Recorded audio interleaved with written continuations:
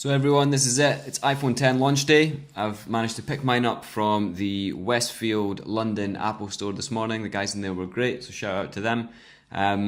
Really cool experience. It's actually the first time that I've bought an iPhone from an Apple store. I almost always buy it from a network store. This year I've gone to Apple directly, and it was a cool experience. I was one of the first ones in the store. We got the whole round of applause as we walked in, so very nice. And here we have the iPhone 10. It's the space grey 64GB version. So let's have a look inside. Open the box. So we've got the usual designed by Apple in California leaflets.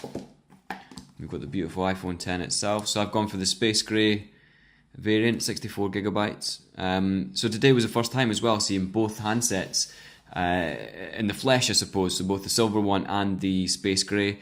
I don't know which one I prefer. I think personally, I like the back of the space grey, but I do quite like the chrome sides on the silver one. This one obviously has the sort of still chrome, but still shiny, but space grey finish on the edges. One of the reasons I did go for the space grey is that I think over time, I think that the scratches will show more easily on the silver chrome finish on the sides than on this. I might be wrong, and I'm sure this will still show scratches as well, but that was kind of one of the reasons that I went for the space grey, and it does look cool. Then we've got the UK version here, our variant. So we've got the 3-pin power adapter. We've got the earpods, not AirPods, because you think they look like AirPods until you notice the wire on the inside. And then we've got the lightning adapter as well in the box. So all that aside, let's have a look at the phone itself. Turn it on for the first time. There we go, and it's booting up. Let's get that plastic off as well.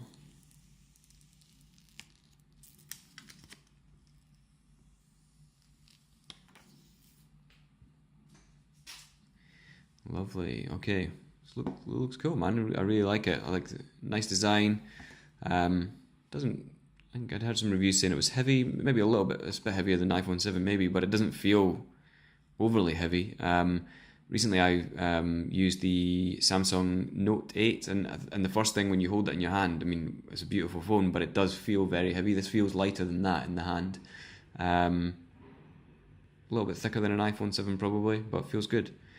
Alright, so anyway guys, I'm going to go ahead and get this set up, install download my iCloud backup on here and get it going, and then I'll be back with a bit more of an opinion on this, I guess, once I get it up and running. So, speak to you in a second. Okay, and we are back. So I've got the iPhone 10 set up now. I didn't record the setup process. It's fairly standard. The main difference this time being the Face ID setup.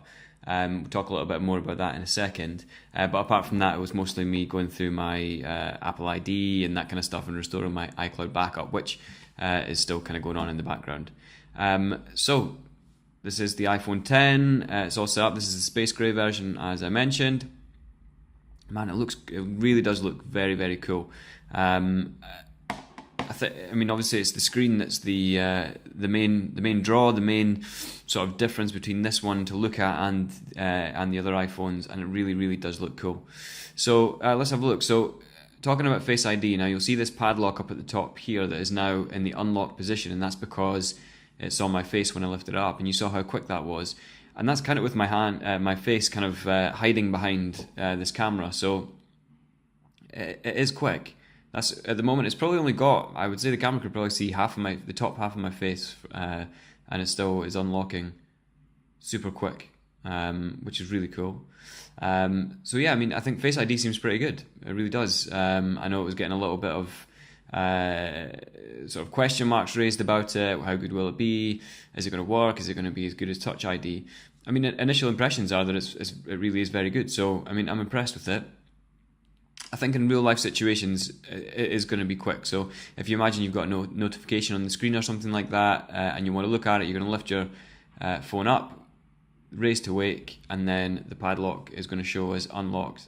And then at that point, I don't have any notifications on my screen right now, but what happens is if you've got a text message, for example, say you've got a new text, when it recognises your face, it will then show you the preview of the text. So only you get to see the preview of the text and not just anyone who picks up your phone, which is quite a nice touch. So raise to wake, unlocks, and then you slide up from the bottom to get you home. I think the first thing that's I'll need to get used to with that is I was kind of swiping up from anywhere, but you can't. You have to swipe up from that bottom bit. So that's just a little bit of adjustment, I guess, in terms of how to use the device compared to one with a home button. So yeah, I mean, it looks cool. The screen is amazing. You can see all my apps are still downloading, so it'll take a while, but it won't stop us from talking about how the phone is. So we can pull down from this side here or from the middle, and you see your notification screen. So I haven't got any, and then we pull back up to go home.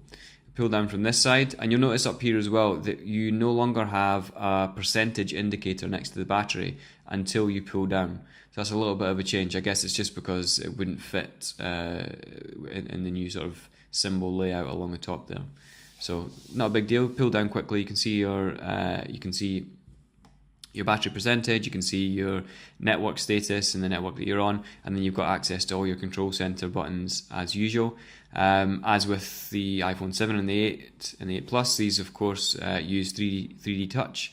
So we can press hard on these. Got access to my Philips Hue light bulbs, which support Apple HomeKit, and all the rest of it. So we can turn the brightness up, and maybe help a little bit for this video, in fact.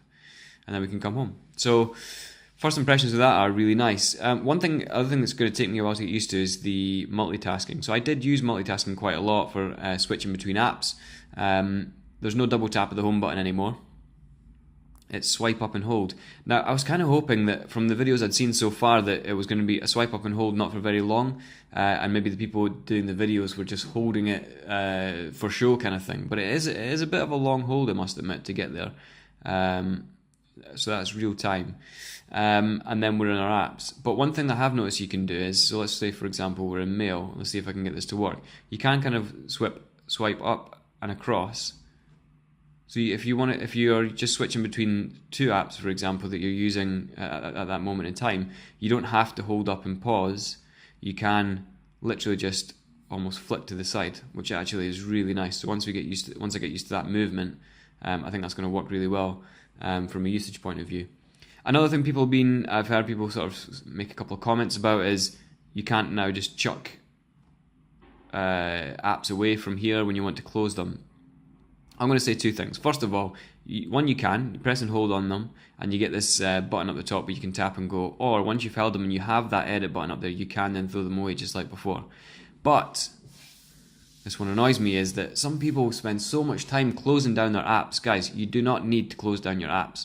If anything, closing down the apps probably uses more battery than keeping them open, because it remembers the state that certain apps are in. So Facebook, for example, will keep a certain amount of the app loaded in the cache, and then when you go back to it, it doesn't have to reload the entire app. It just has the saved state of where it was before. So when you reopen it after closing it, actually it's potentially using more battery than before. Sometimes it can be useful, of course, if an app crashes and you want to restart it, or maybe, I don't know, it's an app that uses GPS and you've noticed that it's still using GPS in the background. Yeah, fine, close it down. But for battery saving, don't bother, honestly. You honestly are wasting your time. So that's nothing to do with the iPhone 10 as such. That's just iPhone usage in general. So yeah, so it seems pretty cool. Other than that, we've got the normal sleep wake button on the side. Volume controls is normal as well. The other main difference is that the on-off switch is now changed. So it's a bigger button, and you now press and hold that for Siri. Hey Siri, what's the weather like today? Here's the forecast for today. And there we go, comes up just like before, and we can come out and close that down. So to turn the phone off now, I believe, I haven't actually done it yet, but from watching other videos, it should be volume up and power, and that will take us to the normal sort of power screen to turn the phone off. So that is another difference there. On the back, of course, we've got the new camera. So it's got the dual lens setup. I had an iPhone 7 prior to this, so I haven't actually had one. I've not had a Plus model which has had the sort of dual lens setup, and I guess this one's even better again. So I'm definitely going to be giving that a try out later today to play around with the phone. On this lock screen as well, you'll notice that you've got torch, so you can 3D touch, and the torch will go on. It's a 3D touch, not just a tap, but just checking. And same, we can go to the camera as well. Let's try Face ID again. Okay, now this time it's not liking it. Well. In fact, okay. I think what's happened there is we've had the same the same issue as Craig Federighi had on stage. If you remember, is that if Face ID fails a certain number of times, it will require your passcode to continue. I don't mind you guys seeing my passcode, so we'll type that in. And now I would imagine that it's probably because I've been hiding behind this camera more so than I was before. So if we now turn it off, lift it up, and there we go, it's unlocked, yeah. So I think it just failed too many times there. So it's kind of like a fail-safe measure on Face ID. If it does fail, so for example, if, I don't know, a friend or someone tries to look at your phone, once it's failed a certain number of times, it will then ask for your passcode. And I think, again, because I'm hiding behind the camera too, maybe a little bit too much there, it had failed a certain number of times and then asked for my passcode. So I'm not bringing into question the accuracy of Face ID with that one, I don't think. I think it just maybe shows some of the security behind it, so that's cool. So other than that, I think that's about it for my first impressions, really. I haven't really had a chance to play around with it properly, so like I say, I'll give the camera a try later on and see how that is, because I think for me that's probably one of the biggest upgrades from my iPhone 7. But yeah, I mean, as usual, I'm impressed with Apple's iCloud backup system. Didn't take long to get up and running, which is great. But yeah, I mean, I guess the first thing, guys, that is going to strike you is this screen. It really is impressive looking, and I think it's actually going to make older iPhones look quite outdated and old-fashioned fairly quickly. I think hopefully next year's iPhone models will all have a screen kind of like this one. But yeah, so I guess as Apple said, it's the future. Let's see once we start using it. How much better is that going to be than the old model? So yeah, that's my first impressions and my unboxing of the iPhone 10. Looks good. Let's give it a try. Any questions, put in the comments and I'll try and answer for you. But for now, that is all. Speak to you later, guys. Bye.